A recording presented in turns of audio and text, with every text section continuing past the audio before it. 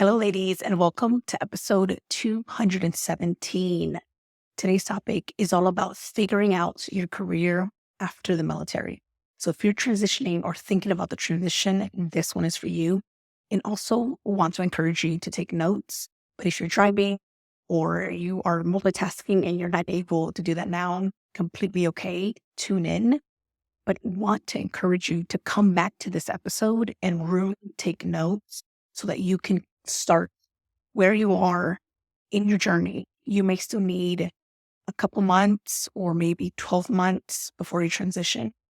But when I tell you these 4 steps are going to help you with a starting point and give you direction with the future career that you're possibly trying to pursue or have no idea even where to begin, this is the episode that you want to tune into.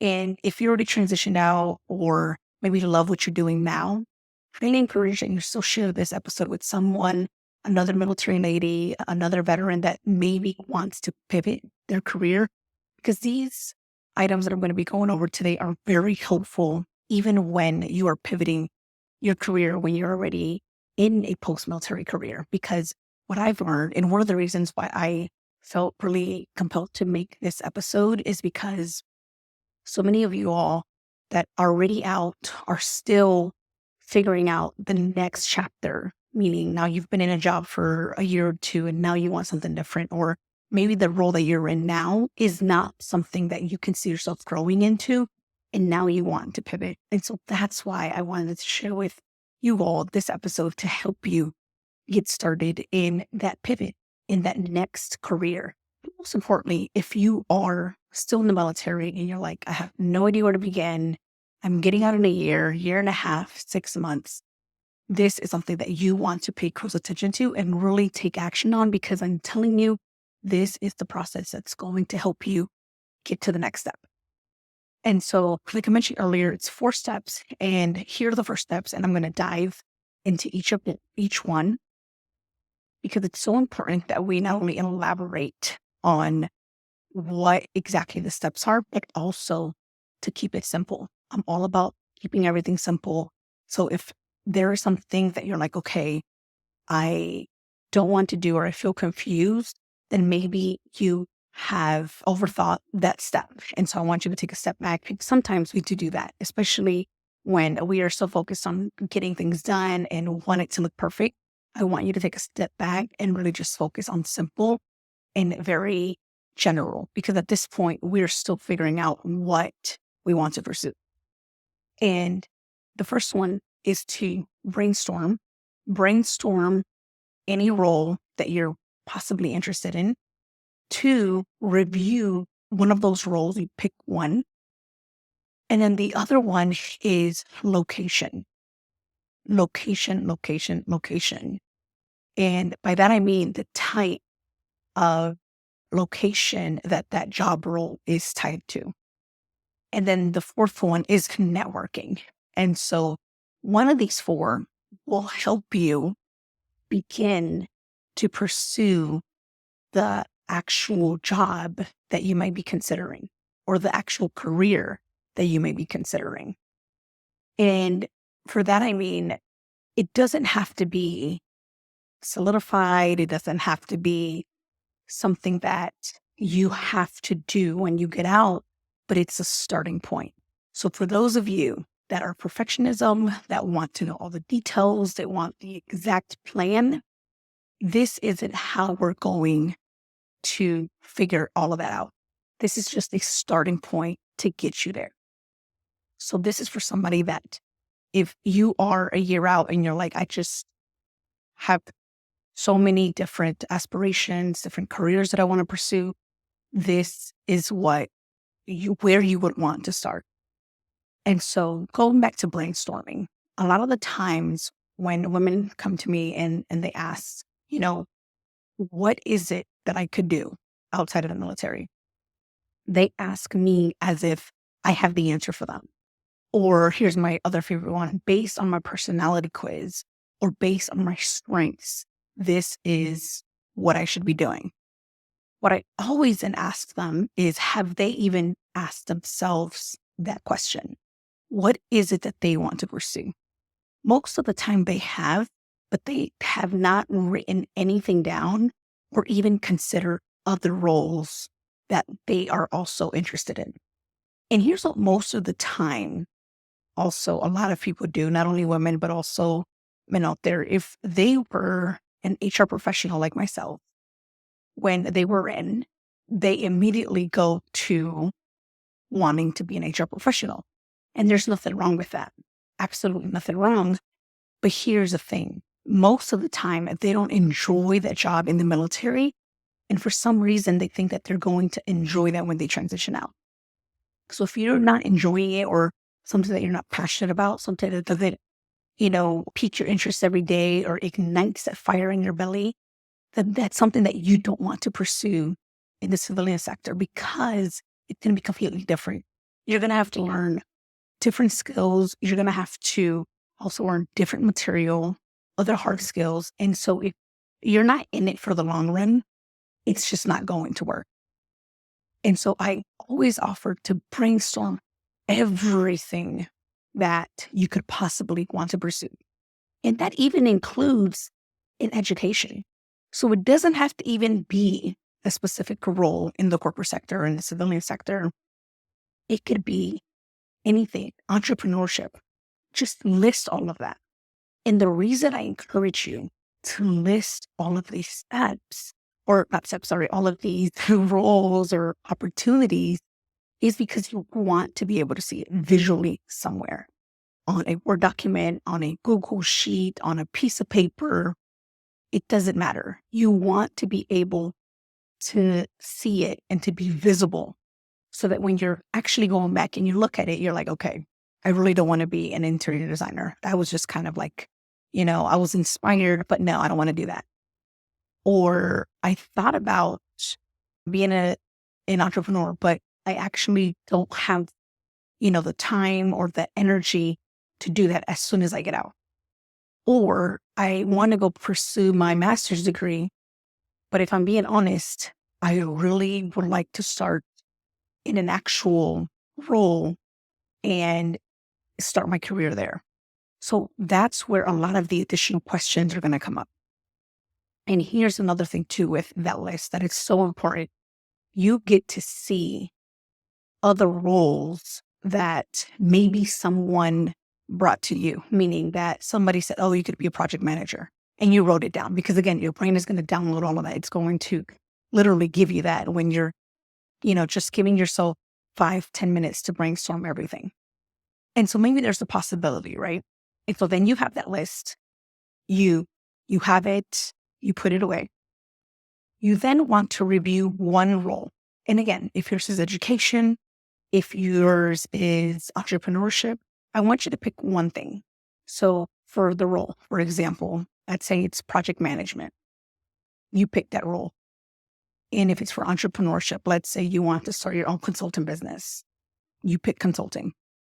If you want to get an master's degree in business, you pick that specific degree.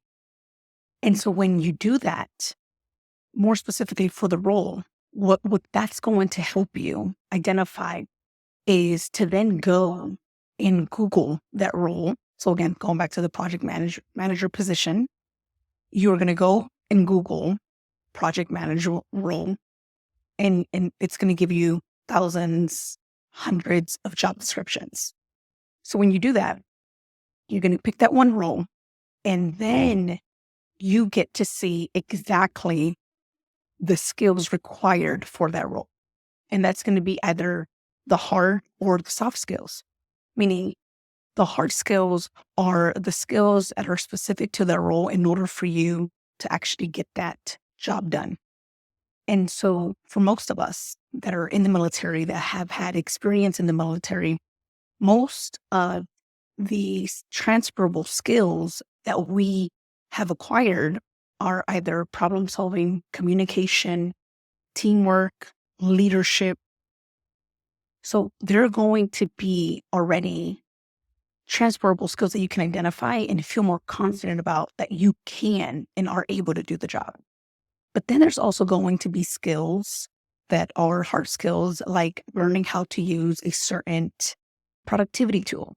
Good example, this would be Smartsheet. Some of you probably have never heard Smartsheet or Monday.com or just a different tool that is being used in that specific organization, that company.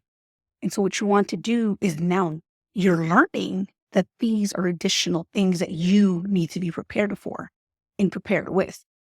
And so it gives you an idea of all the technical and all the other skills and all the other, education requirements, gives you all these other preferred qualifications that they're looking for to help you get started on that journey of what exactly am I going to pursue? Is this what I want? And so that's a great starting point with reviewing the role. So again, first we're going to brainstorm the roles.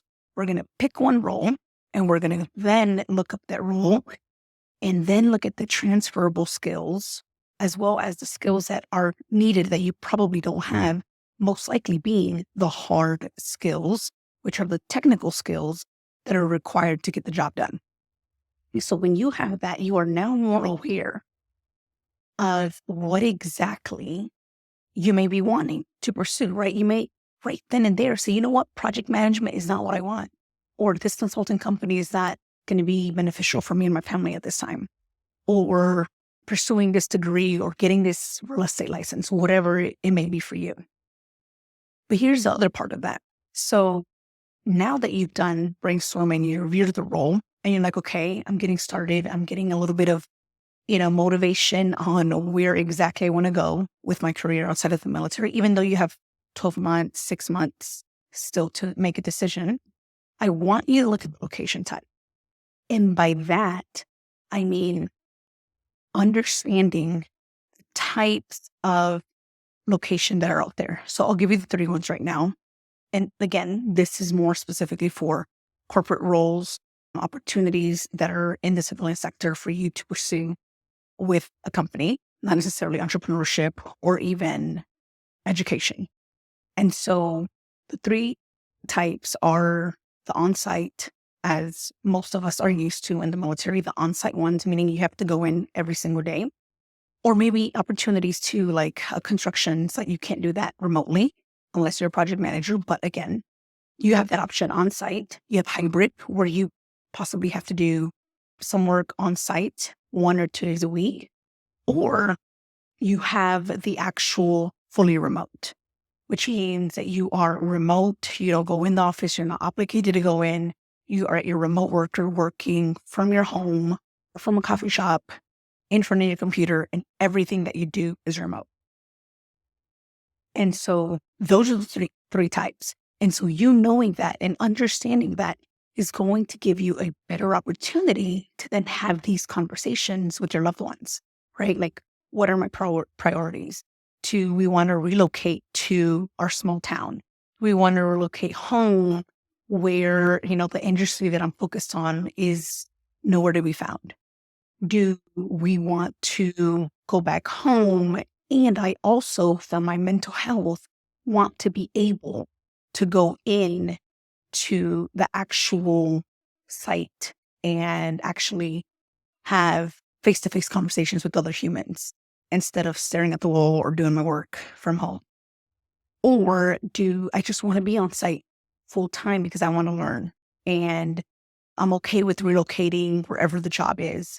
So identifying that early on is also helpful because then you get to see that job role, like we mentioned at the very beginning when we're brainstorming, that one role that you pick, let's say project manager, you look the roles that are available on Indeed, on LinkedIn, any other site, even Google itself has so many opportunities, job postings that are available, and you can see what's available based on your location type that you actually prefer. So like, let's say it's remote. Now you can see that there's just so many opportunities on project management, remote opportunities. But if you're like, I really want to go to a specific city, let's say it's Miami, Florida, and you are now only looking in Miami, Florida for those roles, and you get to see what the opportunities look like. yes, you're 12 months out, you're 6 months out, but you get an idea of what that will look like. And most of the time, especially my ladies, they don't want to even consider a location because they are dual military. And so they're following their spouses, they're following their loved one. And so sometimes it's even a hard conversation, right, to have. But if you know that there's remote opportunities in the field, in the industry that you want to go into, it's a sigh of relief and really just getting now to, what remote opportunities are there, or what remote opportunities that I'm interested are available now. And so again, it gets you started and one step closer into really understanding the opportunities, the possibilities that are out there waiting for you for your next career. And the last one, my favorite, I think this one gets overseen a little bit because of how uncomfortable it is at the beginning, and that is networking. And a lot of people, when they hear about networking, they either dread it or they want to avoid it. And it's because it's a process, right? Networking is not something that you just wake up or take off your uniform and now you're like great at networking. Now, if you're a person that is an extrovert or loves to talk, loves to meet new people, because you don't even have to be an extrovert to love to meet new people, but you want to be able to keep it simple. Like I said at the very beginning, you want to be able to be willing to learn on how to communicate with either strangers or even the people that you know, but how to make it not only impactful, but also beneficial for both parties. Because that's what it is. When you're networking, you want it to be where you both are gaining knowledge, insight, but also building that connection. And that's really what's going to help you get connected with others and how you're going to connect that other individual with other individuals. And so the way I always like to offer this and encourage my clients to do this is by thinking about it in a way where they're just interacting with someone, especially at the very beginning, where you are the one that's listening, where you don't have to have an agenda. You don't have to have any high expectations. All you have to do is listen. Of course, you're going to have to introduce yourself. My name is Wendi. I'm a veteran, or I'm in the military. All of that stuff that is already something that you have practiced and say a lot most of the time, because when you introduce yourself, you're like, oh yeah, I'm in the Army, or I'm in the Marine Corps, I'm in the Navy, and this is what I do. And that's simple, right? You know how to do that, so you feel comfortable. And so I always encourage you to start in one of these three areas where you're most comfortable, because again, we want to keep it simple. We want to keep it to we are not challenging ourselves just yet, especially if you are 6 to 12 months out. And the three ones that I always encourage and offer my clients are actually connect with other fellow veterans of yours. 2, attend in-person events. And 3, use social media, more specifically LinkedIn, as your platform to network, communicate, engage, connect with others. And the way I encourage all of my clients, again, to do this is to, 1, start where you are more and most comfortable. So let's just say for you, it's reaching out to a fellow veteran that transitioned out last year, 3 years ago, 20 years ago, whatever it may be. I know you have at least one person that transitioned out. You reach out to that fellow veteran and you say, hey, Wendi, I know you transitioned about 7 years ago. Would love to pick your brain on how you ended up what you're doing now, or 8-year role now. Oh, okay, great. So now you're comfortable. I feel genuine about your connection. We've connected, and now we're having a conversation. So your only job is to listen. That's all you have to do, is listen to Wendi give you her spill, because she wants to talk about herself. Who doesn't want to talk about themselves, right? This is why it's so important for you to just listen. And everything that I'm saying, you are now picking different areas that you are curious about, that you're genuinely curious about. So you just have to be ready with one question through all of these platforms, these 3 ways that you can network. And so let's just say now you're ready, right? Like, okay, Wendi was great. I spoke to 5 others. Now I'm ready to go to an in-person event. Or I was invited by Wendi to come to this career fair or this veteran community event, whatever it may be, or hiring event. You now are more confident in asking that question, how did you get into this role? Or, how did you get into project management? Whatever it may be. And now you've built the skill of listening and you're identifying curiosity. Again, you're connecting. And when that happens, especially in person, you are building this connection and you're leaving an impactful connection or engagement based on you just listening. Because again, people want to be heard. And especially if you are asking them about them, they are going to want to continue to talk to you. And they're going to say, oh, by the way, let me connect you with Matthew. Let me connect you with Sophia. Let me connect you with this recruiter. Let me connect you with this person that will know about engineering. Because now you're talking and all these questions have come up and all of a sudden you're like, yeah, I'm motivated about engineering, whatever it may be. And the last one is LinkedIn.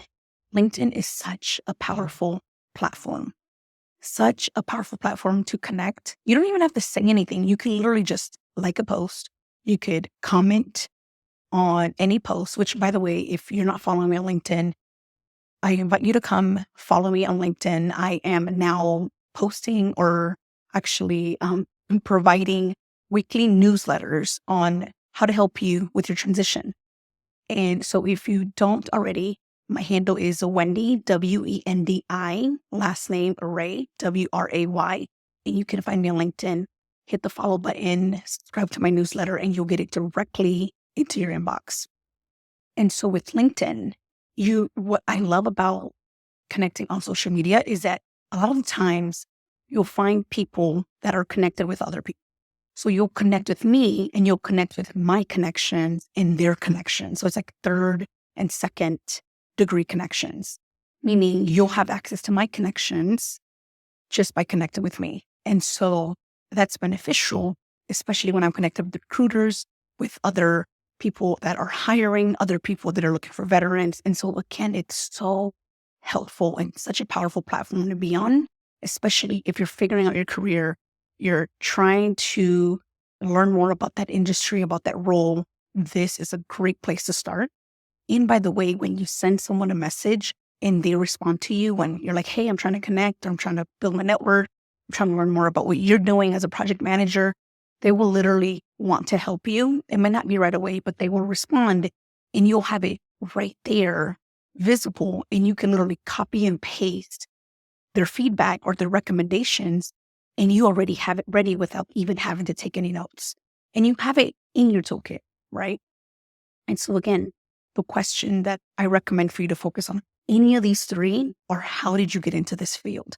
It's the one question. That's it. It's so simple. And you don't need to overthink anything. It doesn't have to be perfect. You don't have to be or have the perfect pitch. But here's what I also want to encourage you to do. When you get to 90 days or closer as you're getting out, preferably 120, so 4 months out, when you're ready to work, I want you to go to as many events as possible and or connect with as many people as possible on social media. And here's why.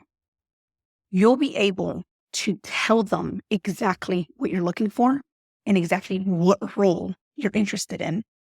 And it's going to become easier. You're building this habit. You're building this confidence on how to communicate with another individual face to face and be able to tell them what you're looking for, what you're interested in, and it's going to become so much better. You're going to tell them exactly what you need and they will help you. And that is the beauty of networking. You're literally practicing. You're using this for when you are in front of someone that can help you. That is a recruiter. You never know, right? Someone may have an opportunity available for you and it'll be right there waiting for you. And just to wrap it up, first, you want to brainstorm. You want to review that role. You want to focus on the location type. And then you want to start networking. That's how you start figuring out as a starting point on how to figure out your post-military career. All right, ladies, have a great rest of your day.